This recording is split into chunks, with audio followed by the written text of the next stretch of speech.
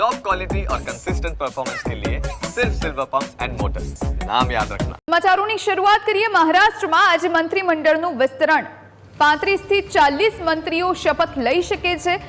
મંત્રીમંડળમાં મુખ્યમંત્રી સહિત 43 સભ્યો હોઈ શકે છે। ભાજપ પોતાની પાસે 18 થી 20 મંત્રી પદ રાખી શકે છે। શિંદે જૂથને 10 થી 12 અને પવાર જૂથને 8 થી 12 મંત્રી પદ મળી શકે છે। શિંદેને ગૃહ મંત્રાલય આપવાની વાત પર ભાજપ સહમત નથી થઈ। આ જાણકારી સૂત્રો પાસેથી પ્રાપ્ત થઈ રહી છે। એનસીપીના સમર્થકોમાં અજીત પવારને નાણાં મંત્રાલય સોંપવાની માંગ થઈ છે। 20મી ડિસેમ્બરે મહારાષ્ટ્રમાં થયેલી ચૂંટણીમાં મહાયુતિએ 288 માંથી 230 બેઠકો જીતી હતી। ભાજપ 132 બેઠકો સાથે સૌથી આગળ રહી। માફ કરશો, 20મી નવેમ્બરે આ ચૂંટણી યોજાઈ હતી। શિંદેની શિવસેનાએ 57 અને અજીત પવારની એનસીપીએ 41 બેઠકો જીતી છે।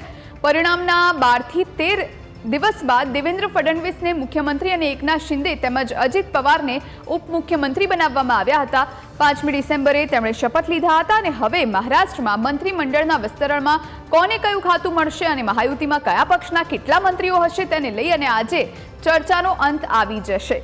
ગૃહ ખાતું, નાણાં મંત્રાલય અને શહેરી વિકાસ જેવા મહત્વના ખાતા કોને મળે છે તે હવે જોવાનું રહેશે।